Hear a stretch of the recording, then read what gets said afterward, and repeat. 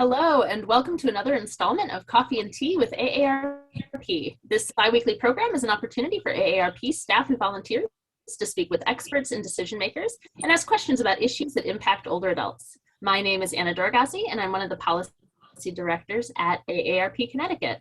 I'm excited to be joined today by one of our great volunteers from Shelton, Mike Klein. Welcome, Mike. Thanks for being with us today. Thanks.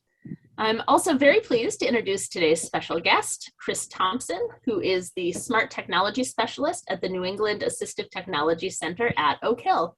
The NEAT Center offers the latest technologies, products, equipment, and services to assist people who might need a little bit of extra assistance doing day-to-day activities due to a learning difference, a disability, or the effects of aging.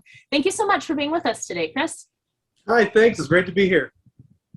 To get our conversation started, Kris, could you tell us a little about yourself and your work with the NEAT Center?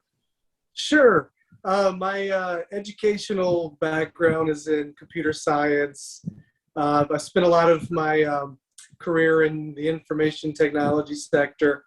And about 5 years ago, I wanted to start applying my skill set in a way that served, and I got this opportunity here at the NEAT Center to work for a nonprofit, to work in assistive technology and find ways for people to accomplish things a little bit easier, to gain more control of their home environment. And we started this smart home program here, and I've kind of taken it over and helped grow it over the last 5 years or so. And it's been exciting. I'm now doing home assessments where I can visit people's homes and help match up solutions for more independent living. I also help with the setup and configuration of their new devices that they would like to implement. And so, yeah, it's really been a great experience to be a part of this program and to really help grow these services. That's great. And there's services that we know people really want. AARP just came out with some new survey data that says 88% of voters over age 50 would prefer, if they need long-term care at some point in their life, they want to receive that care in a home or community-based setting as opposed to a nursing home or somewhere else. So lots of opportunities, I think, out there for you to help people age comfortably in place. And then I think there are a lot of factors that go into whether or not somebody is able to remain at home. But how do you see technology play a role in helping people live comfortably and safely in their homes? Yeah, I think we live in some pretty good times as far as technology, because a lot of the mainstream technologies that are available today are really leveling the playing field for everyone, no matter the age or ability. It's really simplifying independent living and providing a lot of new solutions that didn't exist even a decade ago. For instance, a lot of voice control that's built into a lot of the devices we already own. If many of us own, say, a smartphone, you will have access to something like Siri or Google Assistant for voice control. So yeah, and there's so many examples these days, like with the smart speakers, to be able to voice control things in the home, to have the ability to get better socially connected with family and loved ones, caregivers, a lot easier with voice control, or giving another family member the ability to drop in like you can with a smart speaker. And just by using the app on the phone, you can drop right in like an intercom, no matter where you are, and be able to get in touch with a loved one. So it gives people a lot of options for independent living. And there's so many examples just besides the voice controlled devices or the smart speakers, because for a lot of people, there are the challenge of the learning curve of learning these new technologies and these new devices. And they also offer automation. So you can have a hands-free approach with your lighting, with your smart thermostat. Because in a lot of instances where people want to live at home as long as possible, it's usually one or two things that can make that difference. It could be lighting or oven safety or smart smoke detectors, whatever. There's so many different options that can be customized to each individual and each individual's abilities and what they're looking to accomplish. So tablets, iPads, with all the apps you get for social connectivity, video doorbells and smart locks are another couple of examples that people can retrofit their home with.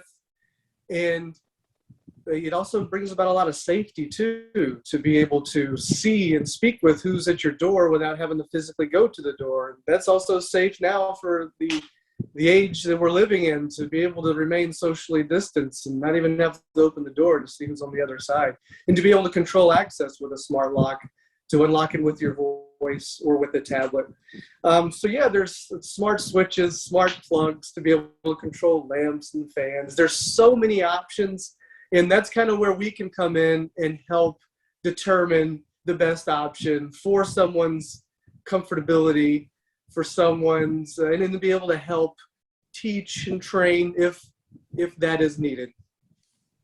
I'm a former caregiver, and right now there are approximately 460,000 people in Connecticut who provide unpaid caregiving for adults. How can the technology help caregivers, and how can helping caregivers keep people in their homes longer? Great question, and I'm glad you brought up the caregiving or the caregiver as part of this discussion, because with independent living, that not only comes for the family member or the person that wants to live more independently, but the caregiver or the family member that could also use a little more independence, but have that peace of mind that the person that is striving to live more independently is also safe, and that you can get in touch with them easily. And that can be done, again, with smart speakers, with the ability to drop in. I love with Amazon Echo products, and with an app on your phone, you can go into the Alexa app and drop in at any time, like an intercom. And it's something that has to be enabled. It doesn't come enabled for privacy. So once it's enabled, then, if you're not able to get in touch with your loved one on the phone, and you need to be able to see and speak with them, they make these smart displays with cameras on them that allows you to drop right in like an intercom, see and speak with your loved one, make sure they're safe. There's oven safety devices that will automatically turn off. There's a number of options. There's one that will turn off if it doesn't detect motion within 5 minutes. There's one that will turn off if it detects heat or smoke after a certain period of time. There's smart smoke detectors, carbon monoxide detectors, which will notify a caregiver if either of those are detected. No matter where they are, they will get a notification on their phone. Then they can drop in and make sure everything's okay. Let's see. Medication dispensers. There's one behind me right there that is a smart medication dispenser. You can preload. It uses facial recognition. I actually saw that at the AARP Innovation Labs at CES in Las Vegas a couple years ago, and just saw the amazing potential it has and had to have it. And it works a lot like the Amazon Echo. You can drop in and make sure medication is being adhered to. And again, it's safe and secure. It uses facial recognition, so it will only dispense to the person who needs the medication. And I was just demoing it a second ago and tried to dispense it outside of the schedule, and it would not dispense the medication if it is not within the proper schedule. And then smart sensors. If you just want to know if a window or a door is being opened in the middle of the night, you can put smart sensors on the doors and windows and know exactly when doors and windows are opened.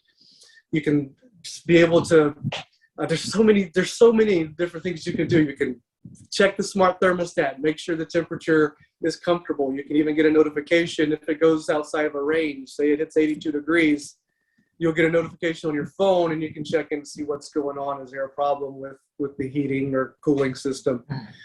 Being able to control a television, there's devices where you can go into your phone and have an app on the phone that basically brings up a remote control. So if the television goes off the proper input, you can put it back on the correct input so that your loved one can get back to the shows that they love. There's so many options. I could do an entire demonstration, but those are the most popular ones. As a volunteer with AARP, one of the things I do is I go out to the community and I talk about livable communities. We have a program called Livable Communities and staying safe at home. You don't have to spend tens of thousands of dollars of things like a ramp you might need or the electric chair to go up and down steps, but little things like putting a wedge on your front threshold to get a wheelchair in over the threshold. And other things that people who live in a home who have wheelchairs, most doorways are 36 inches, but the way they open up with this type of the hinge that's there now, it's only 32 inches and you can't get the wheelchair through that. So what they created is this hinge that opens and folds out so you have more room to get into the kitchen, the bathroom, or anything else like that. For kitchens, maybe you want to land up putting lower tables in there or something like putting your microwave on a lower shelf and everything that you don't have to try to use crutches or something to get up like that. Keeping your house safe, getting rid of throw rugs that you're not going to slide on or slip on them. 2 handrails going up and down steps, things like that, that really help people. AARP is also one of the sponsors of something called the Smart Home on Wheels. Kris, could you tell us a little about that and how people could learn more about it? Great question and great lead in too, because actually I'm in the Smart Home on Wheels. It is a tiny home that we created because we had a demonstration area here at the Needs Center, but it was really difficult to present smart devices in a way that would really click in people's minds as to how it would apply in their everyday lives. So we knew we needed something that was a bit more tangible and home-like that we could take anywhere. We could park it in front of the state capitol and show how state funding for things like this could make a difference in people's lives. So we could take it to conferences. So we could take it to people who can't come to us and give them a hands-on experience as to how you can make your home more accessible. And so I'm inside it right now. It is one of those tiny homes on wheels that you may have seen on HGTV or some of those television shows. And we have made it wheelchair accessible. We do have a ramp coming into it, and we have a portable ramp that we take with us on the road. We have double doors in the back, so it's really easy to get a wheelchair in here or a walker, and you have plenty of space to turn around. We have, and this is all thanks to, in large part, to our partnership with AARP of Connecticut. And there's a station in here where you can control different aspects of the home in different ways, depending on what's comfortable for you or what your ability is. Moving your head, pushing a button with your elbow, voice control. I also showcase automation and how you can give one command and have the lights come on, the shades go up, the television turn on, your favorite radio station come on, all with one command. You can do it in reverse too and say goodnight and have the doors locked, the thermostat temperature change, shades come down, just really simplifying the way you live. And so I'll kind of move, and you can see that I'm right now about midway through the smart home. There's a couch here, there's a smart oven and microwave here that's voice controlled. There's phones that we showcase here, and then there's a kitchen in the back and the television. This is kind of the living room and then the kitchen, which are the main 2 areas we do assessments for.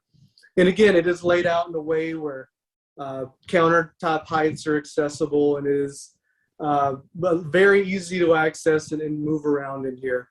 It's been a great resource and has made a huge impact. We debuted it at the end of 2018, and we took it all over the area. We took it up to the AARP Livability Conference in Maine, in Portland, Maine, a couple of years ago. We've taken it to Massachusetts, Boston, all over the region. It was going to Florida before the pandemic hit, and we had to park it for most of 2020. We have started doing virtual tours and that's enabled us to really go worldwide with it. We've done tours for multiple countries and multiple states, and we're actually opening the doors this weekend for the first time since March of 2020. So we're looking forward to being able to get to in-person tours too. But yeah, definitely check our website for more future tour dates if you'd like to take a tour and check out these amazing technologies and get hands-on with them. It's really great to hear about all of the technology and to see what's available in that smart home on wheels. But I imagine that none of it's free. So for older adults or anybody who has limited financial resources, are there state or federal programs or any types of assistance available that might be able to help people access this technology and therefore maybe live more comfortably in their home? There is. If you go to portal.ct.gov, there's some state waivers. Money follows the person, community first choice. There's a DDS waiver. DSS has a list of these programs and services. There's the National Family Caregivers Fund. If you contact your local area agency on aging, they can provide more information about that. Also, I just wanted to mention we have a lending library thanks to our support with AARP. We can loan these devices for free for 30 days, give you an opportunity to try them out before you buy and see if it is something that would work for you. And another great thing I have to mention about these devices is that before these technologies came on the mainstream, to get environmental control units cost a lot of money, thousands of dollars. And nowadays, though, these devices you can get pretty much Amazon, Lowe's, Home Depot. Everyone has a smart technology section now. It's becoming much more affordable. And one thing I'm noticing now is a lot of people have things in place already. They just don't realize the capabilities they already have. And that's not any fault of their own. It's a challenge for me to keep up with all the capabilities of my smartphone because, you get new software updates regularly. And with those software updates come new capabilities. So we try to stay on top of that and inform people of all the ways and all the things they can do with some of the devices they may already have. So we're almost out of time. Talking about living in your home and your smart home. 2 years ago at the Nutmeg Games, AARP showed it as we were volunteering there in upstate Connecticut. The one other thing I wanted to add before I turn it back over to Anna was that the other important thing to remember, a lot of people as they age, the dexterity is tough and they can't close their hands or grip a doorknob. So another cheap thing is to do is change your doorknobs to levers that you just have to push down so you can get the door open. So with that said, I don't know if there's anything else you want to add, Kris. Otherwise, I'll just turn it over to Anna to finish this up. Yeah, that's great. I'm glad you brought up the door handles because that's something that I definitely wanted in here because you're right. The gripability factor is something that can be an issue. So we do have the lever style doorknobs in here. And actually with our smart door locks, it's a bigger gripping surface. So as opposed to the typical deadbolt locks, these are much easier to turn, and a lot of these devices still work the old-fashioned way with if the batteries die or power goes out, Wi-Fi goes out, they will still work the traditional way. And I just wanted to mention our website too. Go there for checking future tour dates, or if you want to contact me, you can go to assistive-technology.oakhillct.org, and you can check out all the services we provide there. Specifically for smart services, you'll be able to go to the menu on that page, select smart services, and then that has a lot more information about the smart services program and the if you want to tour it, the Smart Home on Wheels Live, or contact me. That's the great place to go for that. Great. Well, thank you so much, Kris. This has been a really fun conversation. It's great to learn more about, the really important work that you're doing to help people age in place. Just before we, wrap up the episode, are there any exciting technology developments that you anticipate seeing in the next, 6 months or a year? Anything exciting, on the horizon that you're looking forward to learning more about? Yeah, there's a few things. I'm really excited about wireless technology for things like fall detection, for getting vitals, things like that. And I have seen these devices. They're kind of the talk of the circles right now, because a lot of people don't want wearables. And to be able to have a device that's wireless is very promising. So looking forward to seeing more developments with radar technology and those devices that are showing a lot of promise for that. And I love checking out AARP's innovation labs, and you can check them out at aarpinnovationlabs.org to see a lot of the devices that I'm talking about and more. And that's actually a place I check out to see a lot of the innovations that are coming.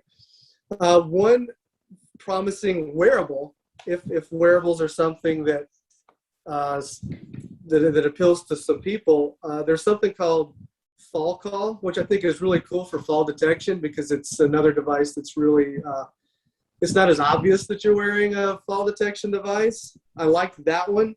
And then there's something called Ionicare, which is a solution for caregivers. And their description is that it organizes and mobilizes all the layers of support, coordinating help with friends, family, to utilize employer benefits, discover local resources, and get personalized guidance from caregiving coaches. And I've seen it, a demonstration of it. I think it's really cool how it looks like it works like an app or some sort of software that really gives caregivers a lot more coordination tools to make their lives a little bit easier and more efficient too. So those are things that I've been really impressed with for aging adults and for caregivers. And I'm really excited about too. That's great. Yeah, I hadn't heard of some of those caregiver tools, so I'm going to have to dig into that a little more. Thank you. And again, thank you so much, Kris, for being here. Thank you, Mike, for joining us for this conversation. And thanks to everybody who tuned in for this week's installment of Coffee and Tea with AARP. We hope you'll join us for our next Facebook Live, which is going to be September 16th at 9 a.m. And you can find all of our episodes of Coffee and Tea on our AARP Connecticut YouTube page, which is youtube.com/AARPCT. So thank you again. We really appreciate your time, Kris. Thanks for the great work you do. Thanks to Mike Klein for being a reliable, great volunteer who does a lot of good stuff for us. But yeah, thank you to everybody, and enjoy the rest of your day. Thank you. Thank you.